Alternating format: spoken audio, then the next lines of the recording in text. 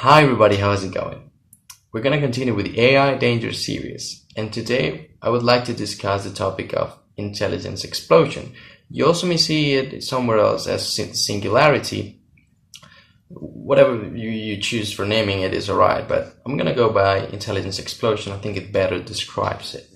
So intelligence explosion is just the concept that there is gonna be a point in which artificial intelligence is intelligent enough to edit its own code, its own source code, its own software, its own mind, and make good improvements to it so that it starts learning and processing information better, more intelligently, developing better algorithms, and with that, improve in a faster way, and with that, improve in a faster way, and improve more and more and more, and then become very exponential. But the reason why this is going to be an explosion, in my opinion, is what I want to discuss today. So why is it going to be an explosion? So I think to understand that, we really have to take a close look at what is so different about the technological substrate and the biological substrate when it comes to developing intelligence. So technological substrate is basically silicon, and it could be also quantum computing and all sorts of things, but just computers, right? Software, that's the thing. And our minds, our intelligence is very dependent on our biological hardware, our bodies, and there's really little that we can do to expand it. So our skull is a natural limitation to how big our brain can get. Our brain doesn't conduct information very fast, even though it seems very fast. In comparison, it isn't.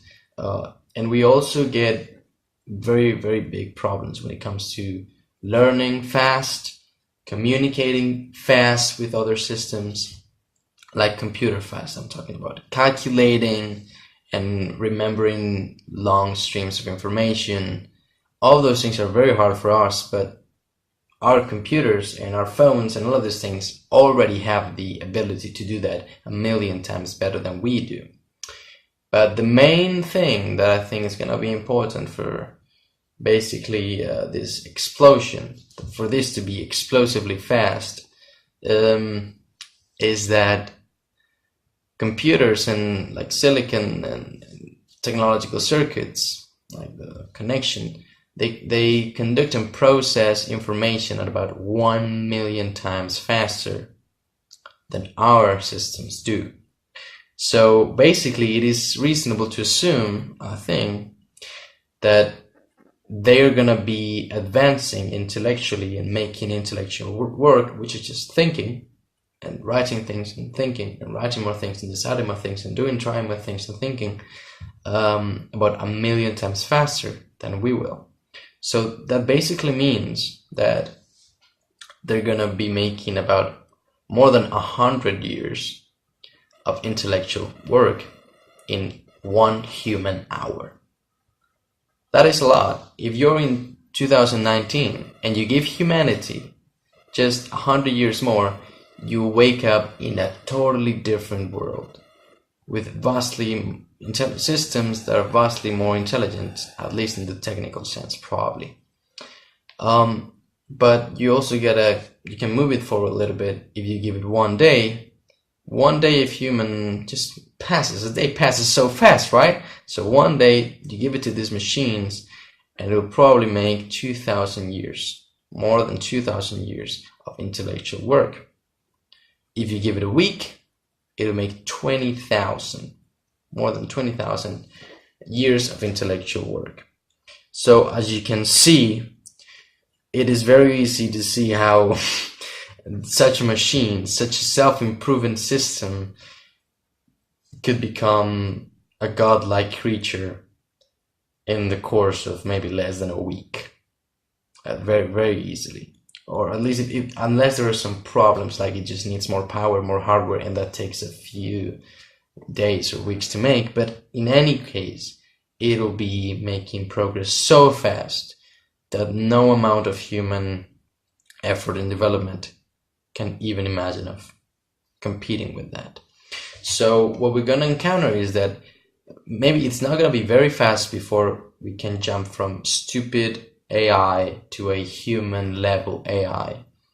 Maybe that will take a long time, but what is almost certain is that it will take very short to go from a human level AI to a God level AI because of what I've just discussed.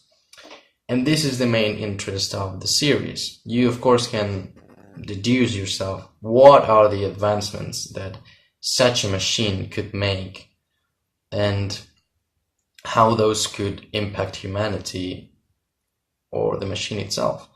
So those are the main questions that we're going to be answering.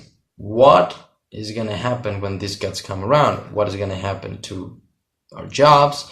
What is going to happen to the meaning of our lives? What is going to happen to morals and ethics? Who's going to control those robots? Who's going to have access to those robots? How many of those robots are going to be? Is there going to be just one of these gods, or I don't know, a million of those?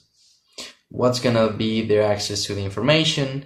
What's going to be their reach? What's going to be their purpose? What are they going to want to do? How can we control them? Should we control them? Are we good enough to control them? All those questions are what I want to try to solve. Also, can we stop us from developing it? I really am very interested in all those topics, and I hope you are too. And we as a humanity need to be, I think, very concerned about this, because as I've described, we're going to create basically the last invention that we will ever need to make, because it's going to do basically everything that we can do much better, much faster. And I think we need to be very, very concerned with that. Yeah. So I'm very happy that I've started the series and that you're coming with me to review all these questions. And yeah, that's about that. Thanks for watching, and hope you enjoyed it. I'll see you on the next video tomorrow. Bye bye.